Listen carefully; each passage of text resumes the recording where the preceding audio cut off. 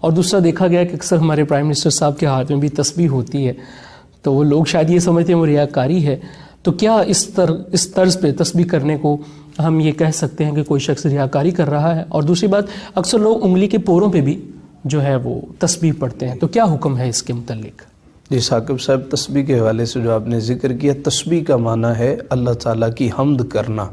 ہمارے حضرت صاحب فرمایا کرتے تھے تسبیح پکڑنے کا مقصد فقط یہ ہے کہ یاد رہتا ہے. آپ کبھی تجربہ ہوگا، تسبیح ہاتھ میں ہو تو انسان کچھ نہ کچھ پڑھتا رہتا ہے، اللہ اللہ کرتا ہے، درود پاک پڑھتا ہے. بعض لوگ بزرگان دین کے اشعار سنانا شروع کر دیتے ہیں، جی یہ تسبیح پھیرتے رہتے ہیں، تسبیح پھری تے دل نہ پھریا کی لینا تسبیح پھڑ کے. اصل میں یہ بزرگان دین کو سمجھے نہیں ہیں. تو اسٹڈی آف اسپریچویلٹی یہ ایک الگ چیز ہے، اسٹڈی ان اسپریچویلٹی یہ ایک الگ چیز ہے. کہتے ہیں مطالعہ پاکستان، تو پاکستان کا مطالعہ، اس طرح کہتے ہیں کہ اسٹڈی آف میپ، تو اس میں بتایا جاتا ہے کہ یہاں یہ رستہ ہے، یہاں وہ رستہ ہے. اس کا مطلب یہ نہیں ہے آپ نے سفر شروع کر دیا ہے، سفر تو اس وقت شروع ہوگا جب آپ جائیں گے. تسبیح آپ نے پکڑی نہیں ہے تو پھر دل کیسے پھرے گا؟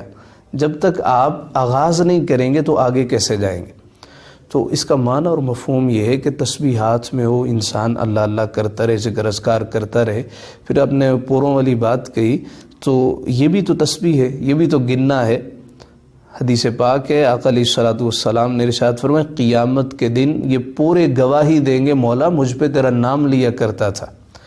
تو کیا تسبیح کے دانے گواہی نہیں دیں گے؟ اسی طرح تسبیح چھوٹی ہو بڑی ہو، آج کل ڈیجیٹل آ گئی ہیں، بڑی ڈیسنٹ سی ہیں، وہ انسان اپنی انگلی میں پہن لیتا ہے تو ساتھ ساتھ پڑھتا رہتا ہے، یہ بھی جائز ہے. اس میں کوئی حرمت والی بات نہیں ہے، ناجائز اس میں کوئی فعل نہیں ہے. تو اس میں ریاکاری نہیں ہے، دکھلاوا نہیں ہے، اور اصل چیز تو نیت ہوتی. تو اگر انسان چھپ کر کوئی کام کرے اور نیت یہ ہو کہ بھئی ابھی کوئی آئے اور مجھے دیکھے، تو ریاکاری تو یہاں بھی پائی جاتی.